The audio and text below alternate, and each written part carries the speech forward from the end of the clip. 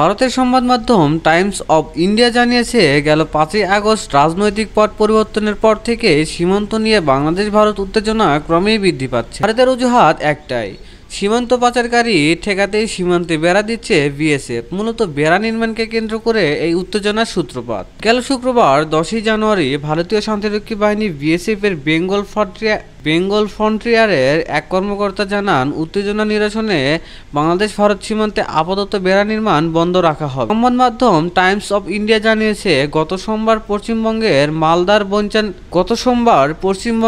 মালদার বৈষ্ণবনগরের কাঁটাতারের বেড়া দেওয়ার চেষ্টা করে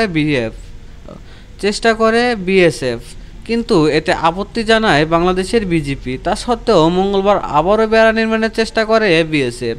তবে ওই দিন পতাকা বৈঠকের পর নির্মাণ কাজ ফের বন্ধ রাখা হয়। এরপর আর এটি শুরু হয়নি। টাইমস অব ইন্ডিয়া জানায়, যেহেতু বেড়া নির্মাণ জরুরি নয়, তাই অপ্রয়োজনীয় উত্তেজনা এড়াতে নির্মাণ কাজ বন্ধ রাখা হয়েছে। এটি দ্রুত শুরু হবে, তবে আমরা